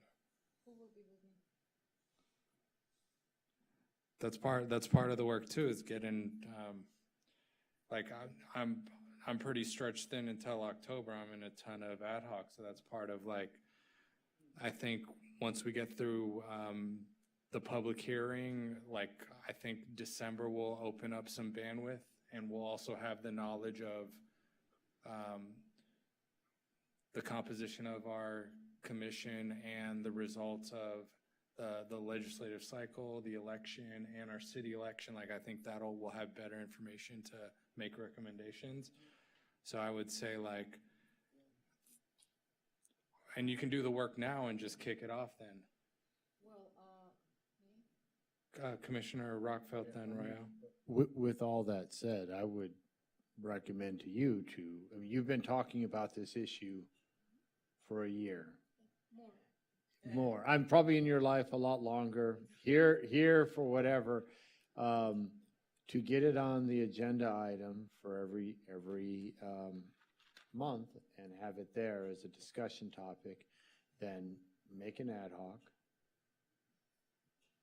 Recruit as necessary. If you want to have a discussion, during the month, you can do so. And just put an ad hoc, because you brought it up, but you haven't made that next step of saying, I'm going to make an ad hoc, and so it becomes a formalized process at that point. So I'm bringing up that issue for a long time and asking, like, is anybody else can kind of like be involved and help? So I didn't actually see anybody interested in those issues. I created myself a lot of documents which I like to submit to city manager or city council. So, there is solution how to fix all this issue at once. If the city willing to fix it, willing to kind of like hear. So, but my question is, okay, guys, so would you like me to go single as a resident of Santa Monica, or you like to be part of this discussion, this process and like together try to help people with disability navigate through all this housing situation they're facing, et cetera, et cetera. No, I hear that, but I don't think that's, like, you can create it, and what I've created things solo, and then as I start to build momentum and flush it out, then people are like, oh, now I want to join on. Or sometimes people are just like, don't have the bandwidth or don't have the technical experience to jump on in the beginning, but once you start to flush it out and build momentum, people want to join. That's part of the hard part, is getting people with the bandwidth, motivated to do it. So sometimes you just gotta go solo, make it happen, and then bring people on board.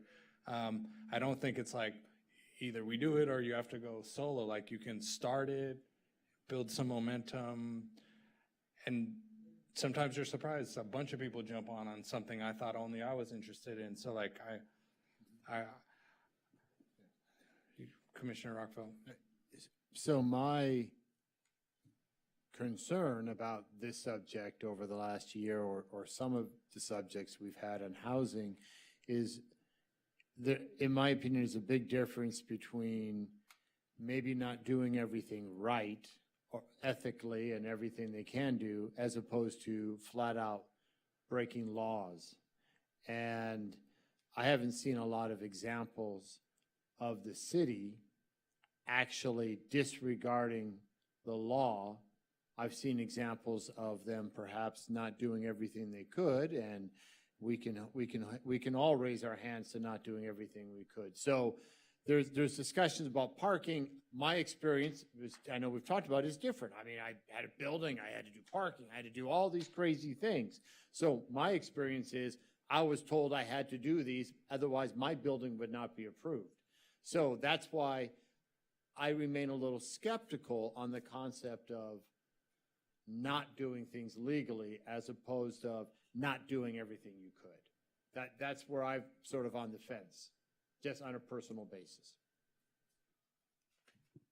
Here's the thing, I would not actually kind of think the city should wait until the moment that somebody will file legal action, because, or like some landlord kind of like wait at the stage when someone will file legal action. Why? Because it will damage reputation.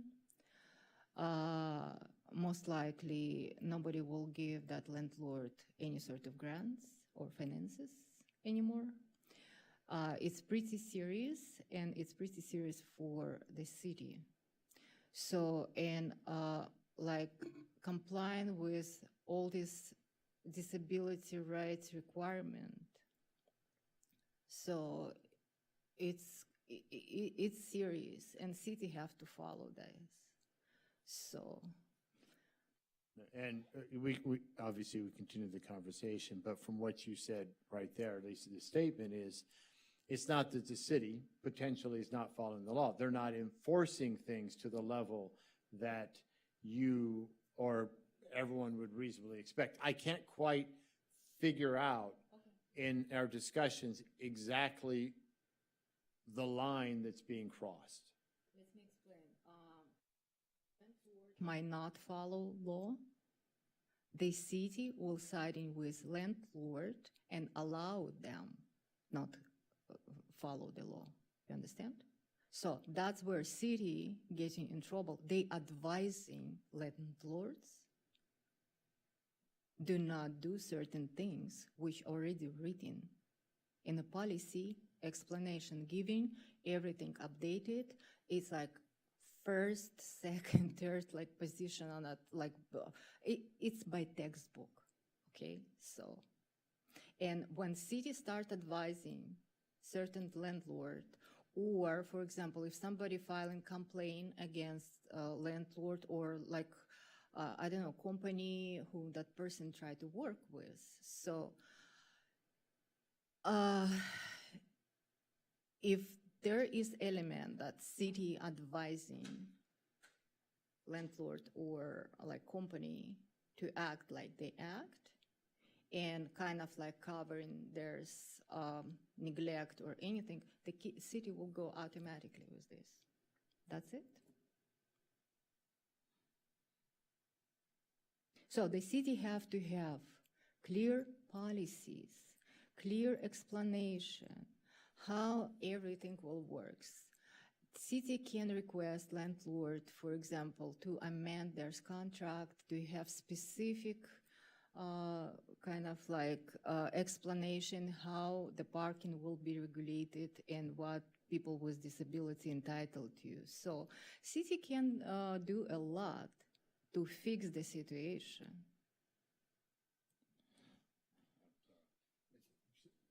So again, just, it seems to be more of enforcing than it is, I'm just trying to find the line, you know, it's more about, but no, because because to say that that a landlord is, let's say theoretically, breaking the law, the expectation is the city should make the landlord change what they're doing, which would be enforcing the law as opposed to the city itself breaking the law.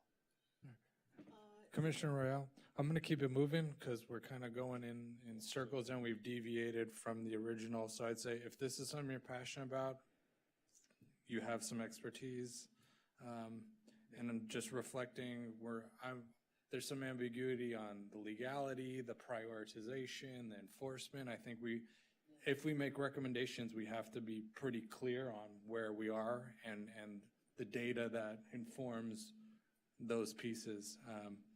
But I'm going to keep it moving because we have to have a really robust discussion on 13B, and I want to make sure we can get to it. So I'm going to move on to 13B, discussion and possible action on revising the 26-27 work plan draft. And there's a hyperlink for the community to read. We made a few small updates from the last draft. And commissioners, you guys have a printout. And I'll just give very quickly, the first mission statement, responsible jurisdiction, that's just copy and paste from like regulation documents.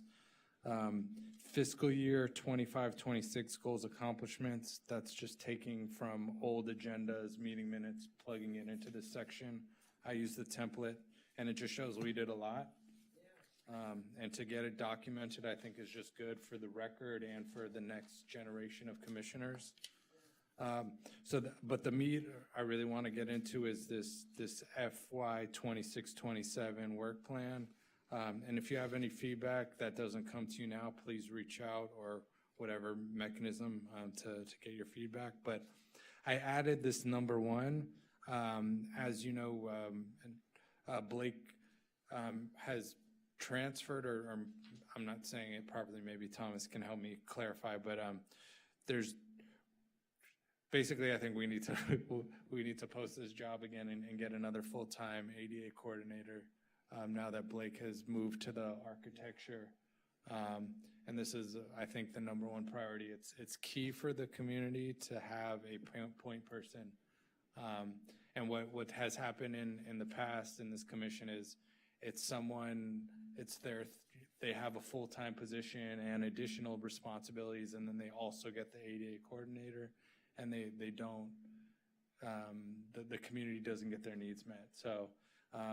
So number one, I tried to do some of the legwork by including the old job posting. That was a lot of work just to get to that point. So they have a job posting, and I'm connected with a network to get the word out to experts, to certified ADA coordinators across the state, so we can get the word out. I believe Blake is also a member, so we just have to get the bureaucratic wheels moving.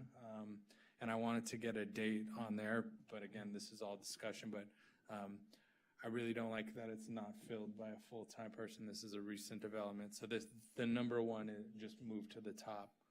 That's the main change from the last time.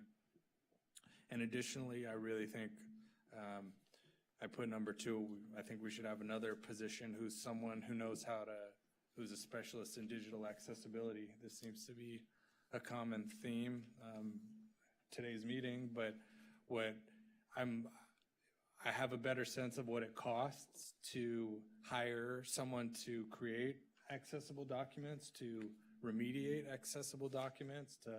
It costs many dollars per page. So they would save money if they had someone in-house. It costs a lot of money per hour to hire a consultant to remediate.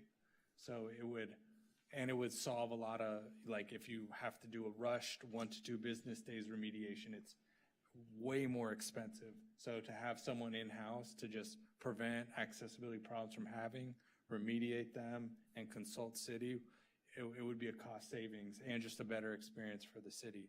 So that's why I have it up there. But again, and then I started to write what that position would look like based on job descriptions from the ADA Coordinators Network and some of the skills that that person would have. And again, with the spirit being this would be a cost savings because it's going to be expensive to contract this out. And I've done some research on what statements of work look like, the cost to remediate a complex PDF, to hire a consultant. It would be, in my opinion, less expensive to have someone in-house. Commissioner Rockfeld? So on number 2, that this position doesn't exist. So it's basically get someone full-time. You're going to save all these other external costs, third-party costs on there.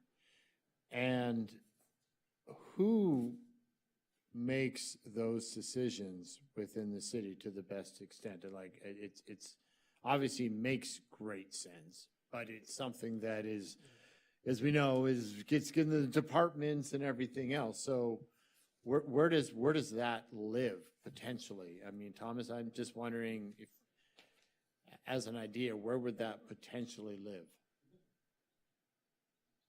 A lot of questions for you tonight. Sorry, I'm experiencing this right now. I'm communicating with the commissioner remotely, and I'm trying to answer that question and hear, your questions. So I'm experiencing in real time the difficulty that I'm concerned about, and this is the topic that's at hand right now. So in terms of accessibility. So I apologize. I'm going to have to ask you to repeat your question. No, that's fine. Number 2 here was the idea of a cost savings to the city by getting someone internally to handle all basically the accessibility director, as opposed to paying third-party consultants a lot of money that adds up. You got to do this, you got to do that, so it's easier to say, here's $100,000 to a third party as opposed to getting an employee for maybe a little more. I don't know. Yeah. Where does that live? That sort of decision process live within the city? That's a great question, and I don't have the answer to it, but that's certainly something that I can ask the director. And the reason I'm asking is, I mean, we want to achieve things, but there may be some things that are. No. So I would think it starts with this meeting now, and it starts with communicating that to the department head, and then ultimately maybe to council. Yeah, so for the ADA coordinator, we brought it up here like as a need. I talked to some city council members. They're like, good idea. We kept bringing it up over and over. Eventually, some part of that process, a job description was developed, and it got to the planning commission, and the planning commission approved it, and it got in the budget, and I saw it in a budget document. I don't know exactly the sequence of how, like, those are just milestones in my mind. Is we kept bringing it up here. We gave a good reason, because again, it was the ADA coordinator was another person's additional duty, and things were getting lost. So we reached out to some city council members. It just kept bringing it up. Eventually, they had a job description that was presented at a planning commission meeting and approved. And then we just kept bringing it up, and eventually I saw it in a budget, and then I saw it on government jobs, and then it was Blake. But there's a lot of steps between all that, and I might not get it perfect. How does the planning commission fit into this? I'm not really aware. Well, I have actually never been to a planning commission meeting. Commissioner Gordon has. Maybe Commissioner Gordon can answer that. But I believe that the planning commission isn't in this whole realm. I think the planning commission is just in terms of city physical structure planning, and not for open positions. But Commissioner Nguyen has a question on this topic, and I want to toss it to her. Yeah, go for it.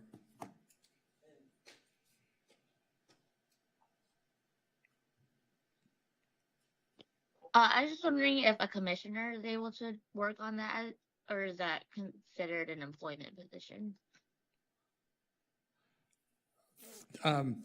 For the purposes of the work plan, I was envisioning a goal of ours is to get a Santa Monica employee who's a digital accessibility expert.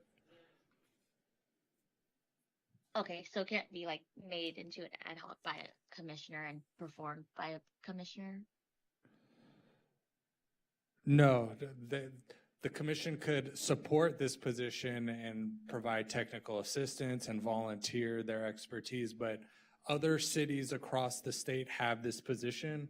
I wrote this based on a job description from another city in the Bay Area. So other people have identified this as a problem, realize it's really expensive to hire consultants, especially you have a last minute city council meeting and you got to remediate the PDF with graphs. It costs hundreds or thousands of dollars and it adds up, and it's cheaper to have someone in-house, and it's just a better experience for them to, yeah. So other people are doing it. Understood. Thank you. Commissioner Gordon? Yeah, I think a good person to go to would be the city manager, Oliver.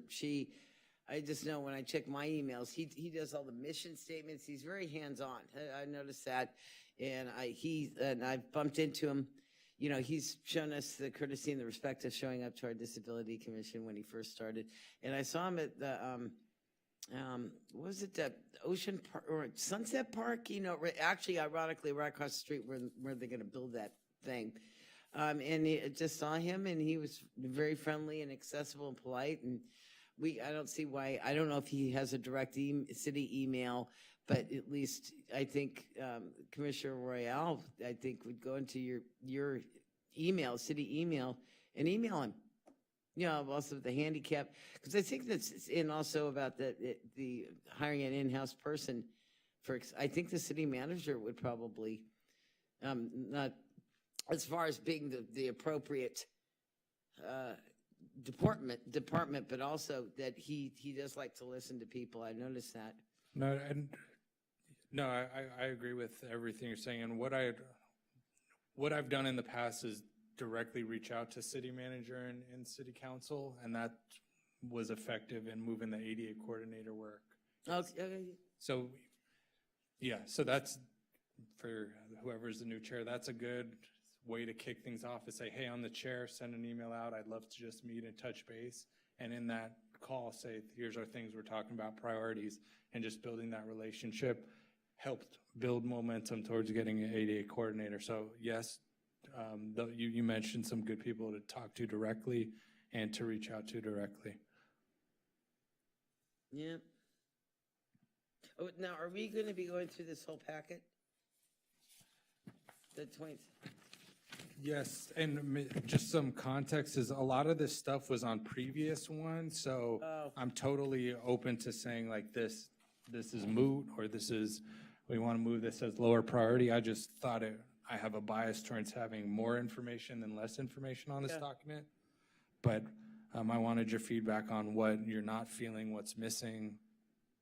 Commissioner Rockville? Yeah, so I would just say, it looks like a lot of it is previous from last year's, right? Yes. So, and so overall, your current strategy or thoughts, ADA coordinator moves up, digital accessibility director moves up, and what other, and then, the public I'm just looking, public hearing, that was from last year, that's October, that's great.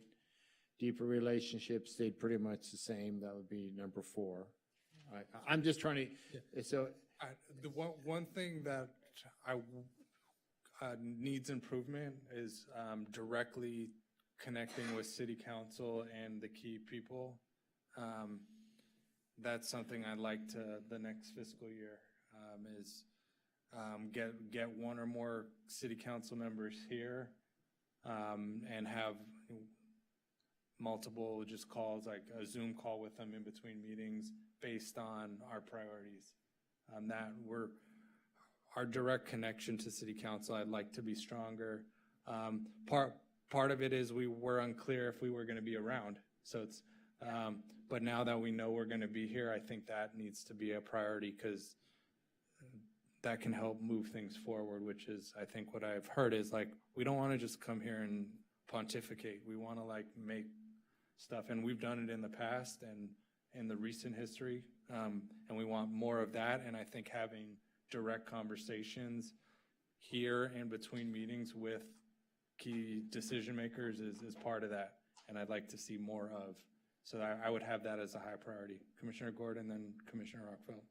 Yeah, I just want to state for the record, we have repeatedly asked city council members to show up to our meetings. I bumped into them again, like the National Night Out right here. When was it? A little over a week ago or something like that.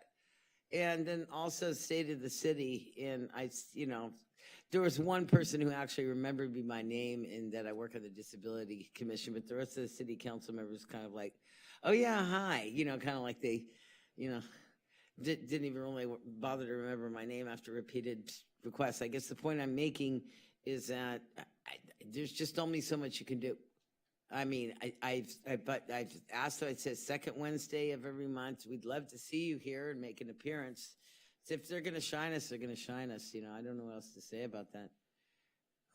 Commissioner Rockfeld and then me. Yeah. So we go through this every year. So this is due when? October? Traditionally in November. November, okay.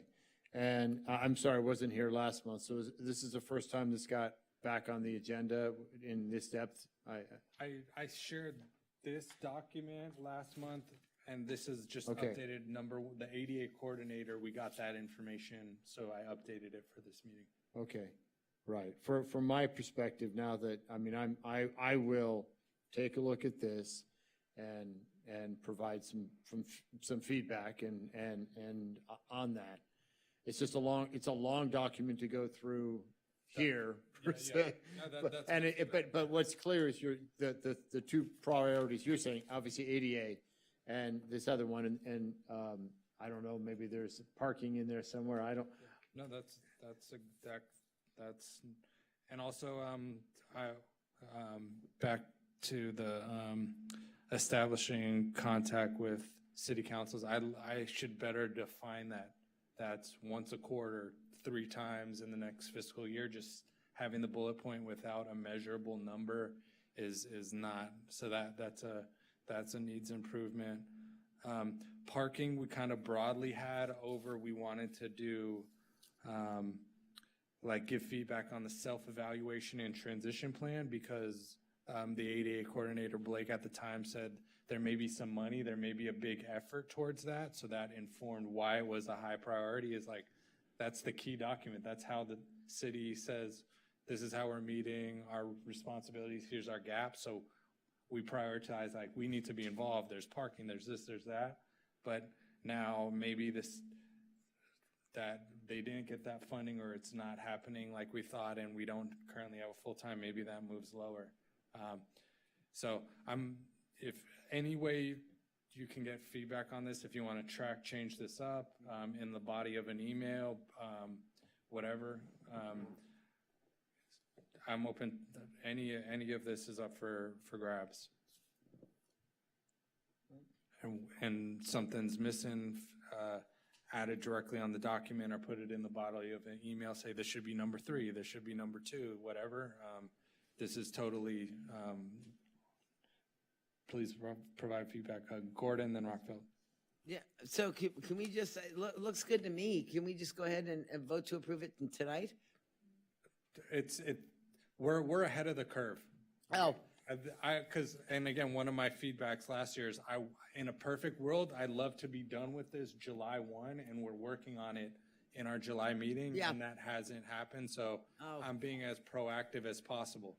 So I'll mention that Chair Elliott is really opening up up to the group during the meeting, and this isn't necessarily something that has to be done across the commission. So the work plan is usually sent to myself by the chair in conference with the group, or sometimes not.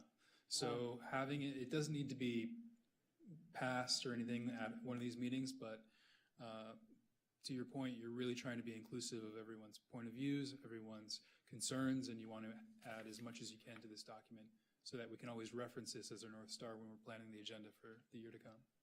And I'd say part of why I made this longer than maybe it had to be is I want a historical record, because we're going to be here for at least 5 more years and 10 more years and 15 more years. So I want it here on the record as a reference, because documentation, when I started as a chair, it was hard to find historical stuff. So I'm hoping now, if you look at our last years of agenda, you have resources, you have documentation.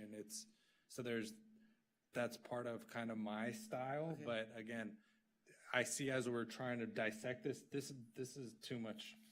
There's probably too much. So maybe draft 3 should be a little more concise with your guys' feedback.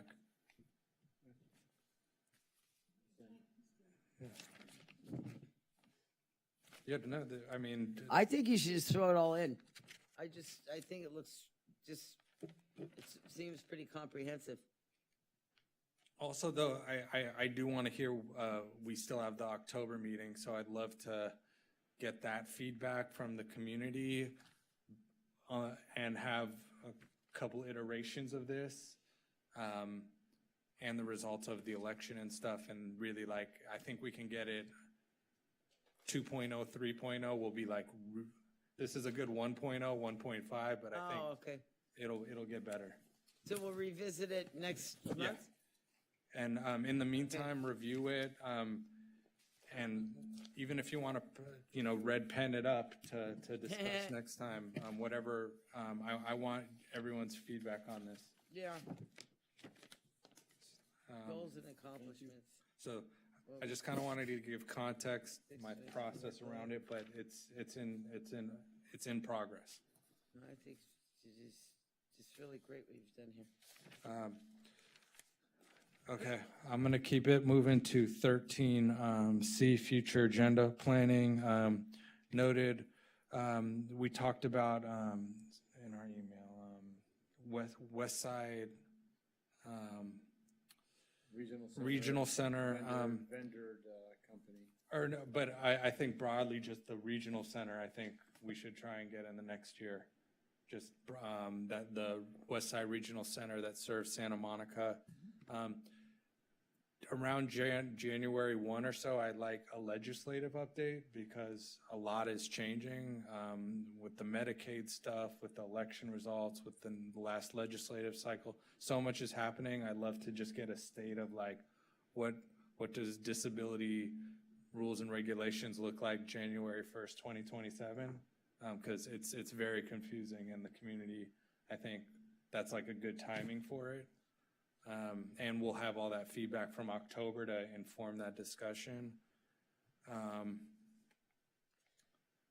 I think we need the chief information officer back. We need council back. We need 2 meetings with council members. I'm going to just put that on the record. We'll refine it. I want 2 separate meetings with 1 or more council members between now and June 10th. Yeah. And of course, I'd like the city manager back, and the director of Housing and Human Services. I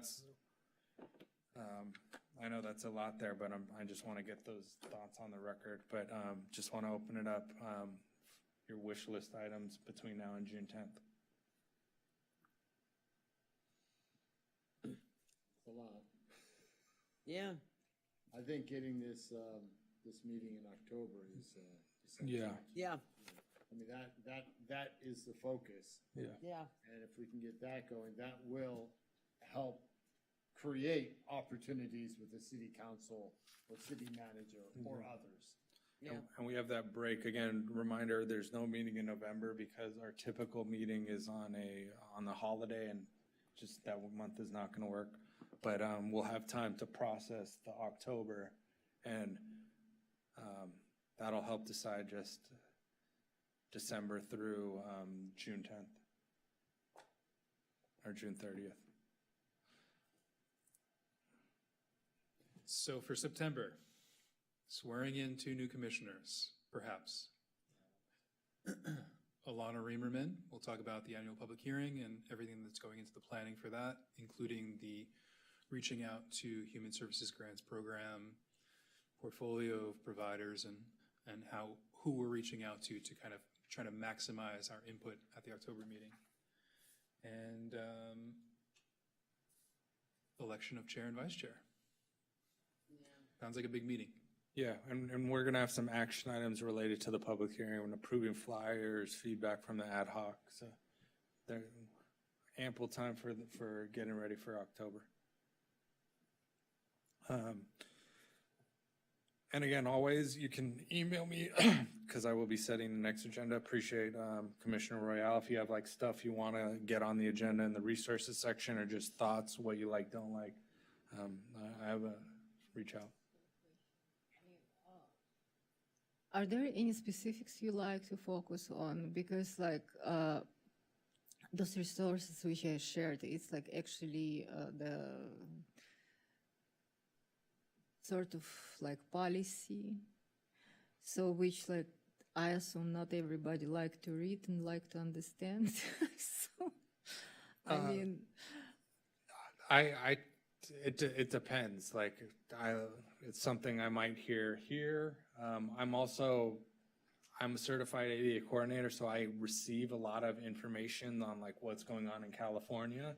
So that's why stuff might seem a lot ADA policy, because I'm like, oh man, I want the community to know about this, but I'm flexible if you're like, or if I hear some here, or if it's related to a guest we're having that day, like when we had the chief information office, I like wanted to have a lot of like on digital accessibility. So I try to have some order to the chaos. Sometimes it's reactive, and sometimes it's a mixture of being reactive and based on our plan and stuff in here in our work plan. I also have a question. Do we ever speak with City Council regarding having our own page for Disability Commission where we can throw all these links, resources? I think that's related to the ad hoc's work, but I have, in my history here, I've like really went down like trying to get more space and a clear process of how we get information on that space, and kind of went in circles. At one point I did have a template, and I was told if you fill out this template it will go on a website, and I filled it out, and that person doesn't work here anymore. So like but part of it is you have to be a broken record is people leave, but Right. yes, I think we curate good stuff here, and it just lives as hyperlinks on a PDF on our agenda, and I think it could live better places throughout our website and our dedicated space. Yes, we have lots of like very nice informational links which can be kind of like sorted a little bit and put it in a one place, because it's very hard if you like to find something, navigate through all these agendas and kind of click on every link available to find the information you need. So, I mean, if we can kind of like probably came up with some idea how to put all these resources together and be accessible, it will be very nice. Yeah, I think you're speaking to the issue of discoverability. It's hard to Yes, discover. sure. And I've tried to share like examples of other cities that do it pretty well. So there are, and some of this we don't have to recreate the wheel, we just have to get some momentum around it. And I'll say one more kind of approach I take to is, me and old Commissioner Antonini looked at a lot of AI, and there's a lot of like AI bots crawling through government sites, picking up all the hyperlinks. So that's also part of why we like to share resources, so they might become more discoverable, high quality disability resources and AI tools.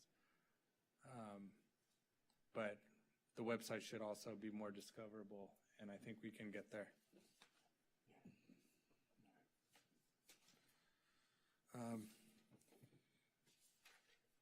So I'm going to move to adjourn the meeting. Thanks, everybody. This is good discussions, tough discussions. We'll be here next month. Thank you.